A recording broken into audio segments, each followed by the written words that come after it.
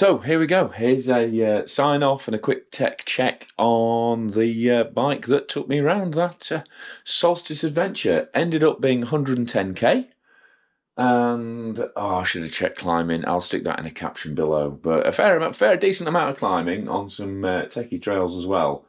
And I really wanted this to be kind of a thorough test on this chisel, see if anything glaring came out of the fact that it is a relatively budget spec, or if the shocks didn't last the distance, or the fork started packing down or swallowed too much Yorkshire grit and couldn't cope with it. But I have to say, really nothing, no real downers at all. These grips are definitely firm. There's not much padding on them. They give good feedback, and the bars. But I like the fact the bars are 31.8. So that gives you a little bit more salvation in terms of flex. But I probably would go for. I'm not just saying this. I probably would go for the PT's mushroom grips to get a bit more comfort if I'm going longer on it. What else? Again, saddle was great. I mean, if anything, the shorts I was using were a little bit under padded for that kind of distance, but the actual shape of the saddle, those power saddles, super popular. This is the tyre I was talking about, the peyote on the back. It's the new version, race formulation, different silica graphene tread. Italians love putting graphene in stuff. And a different 60 TPI carcass, as you might expect. Not a lot of tread on there. There's a bit on the side, but you have to be going some to get it over there, especially as you can see there's very much directional. They're braking and driving knobs, not leaning knobs on there. But to be fair, the only time I really lost traction was on loose, rocky stuff, and a couple of little bits of slip on diagonal logs. In the woods right at the end. Shifting was absolutely fine, actually. I've got another group set on at the moment on test. That's not going as well, and it's far, far more expensive than TRP. Interestingly, that dork disc was kind of really offset for a lot of the ride because it was kind of hypnotising people I was riding with, but now it seems to have recentered, and it's got so much love, and yeah, I'm being ironic, on the comments on the two videos I've done on this bike already. I kind of feel like I have to leave it there.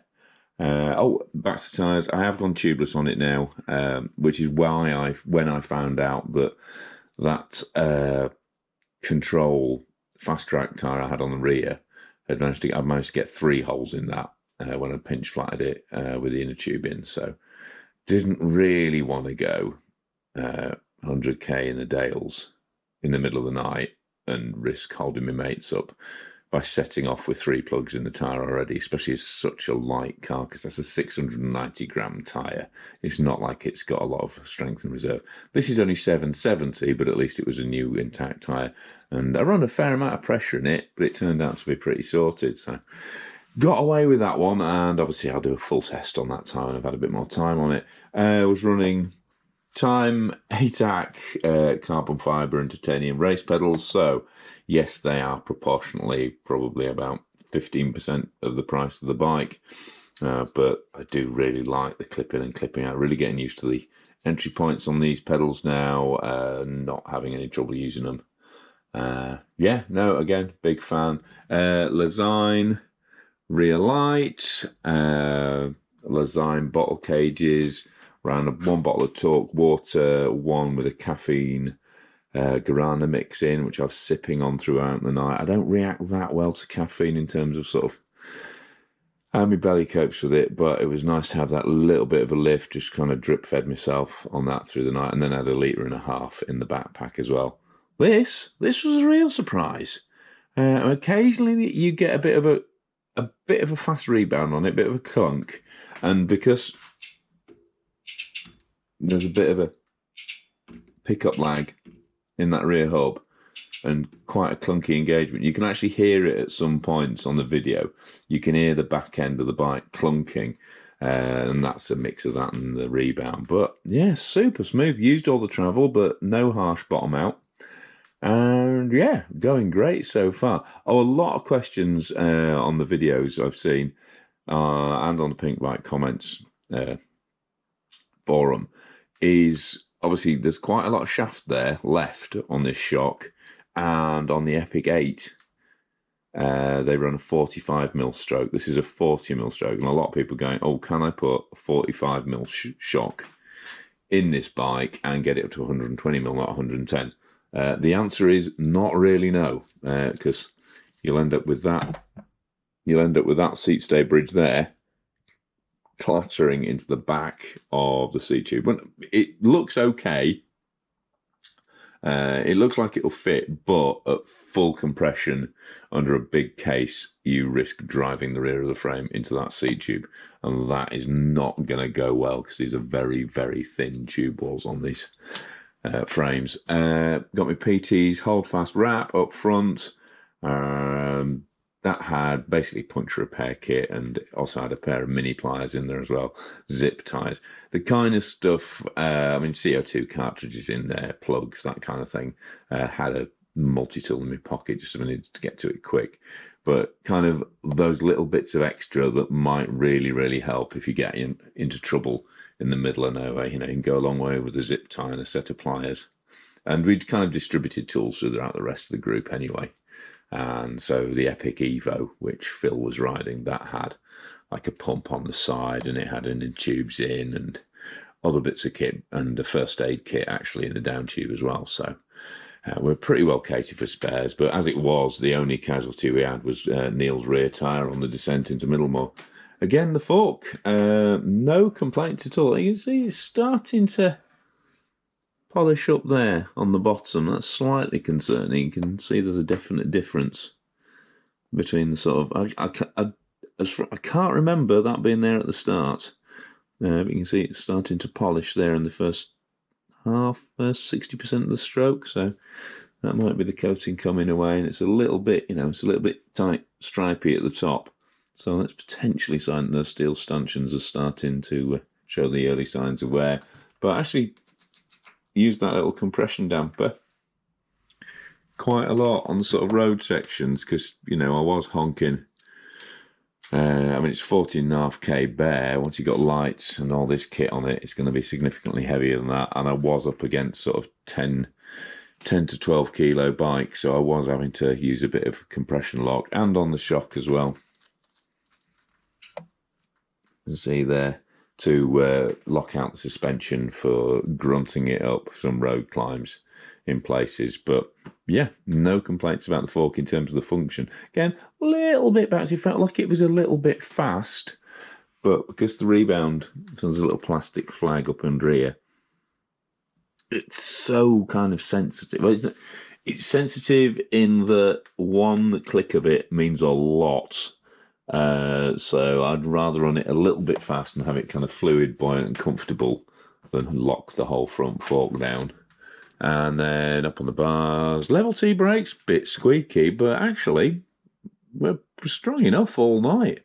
And again, SX shifters were fine, and dropper post worked fine as well. A few eagle-eyed people noticed the cable was actually hanging out of it on the live ride video. That's because it hadn't been quite... I mean, I built the bike up myself. It didn't come through a specialised dealer, just it only arrived in the country on Friday, and I got it Monday for a test, for an embargo that was on Tuesday. So a bit of a rush job getting it all together, and I didn't double check the barrel inside the frame where it connects to the seat post. So that literally pulled through as I was pulling it out of the van. So I had to ride it just by manually dropping the post, pulling it out, compressing the lever with an Allen key, and then putting it back into the frame.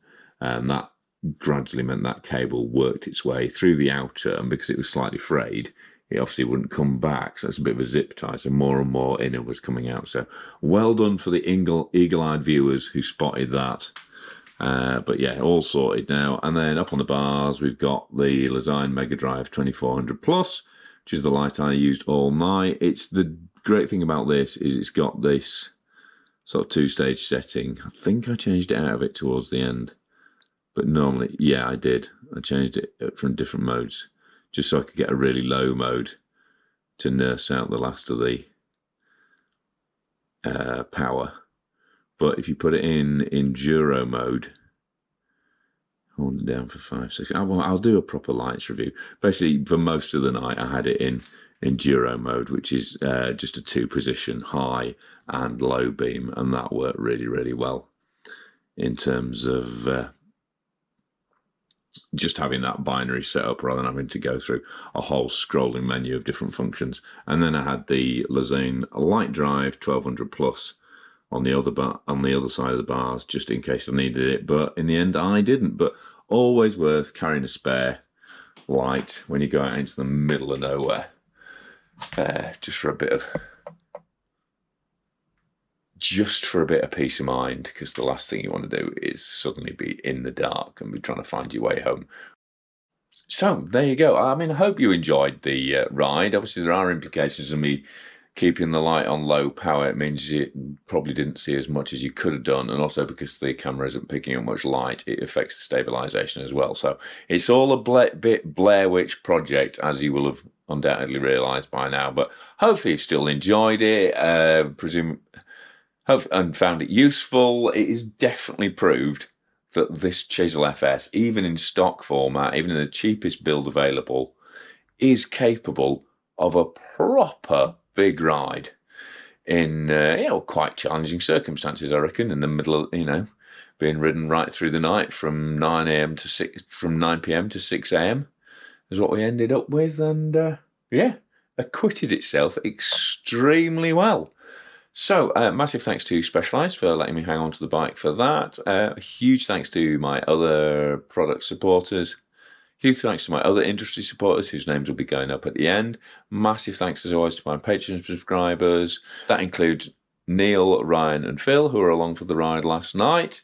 And those guys get early, extended, and behind-the-scenes edits as a thank you, and they get them ad-free. So if you really like the channel and want to support it, then signing up for Patreon is a great way of helping make Guycast TV more sustainable in the long run. But click for notifications, click for subscriptions, give this a thumbs up like if you've enjoyed it, and tell your mates about the channel as well, because that's the best way for anything to be recommended, is for you to give it your official approval to your pals. But for now, I've been Guy Kestevan on Guycast TV. Finally finishing off this video at midnight, having not slept for far too long now. So please forgive me any fumbles and bumbles in this last section, because I'm going to turn this GoPro off, finish the editing, and then finally get some sleep.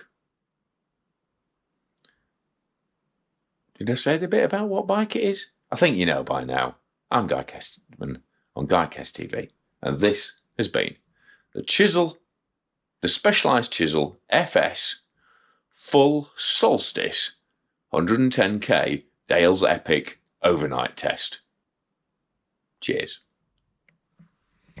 That wasn't a bad ad-lib, was it? Full Solstice. That kind of works, FS, Full Solstice. Yeah? No?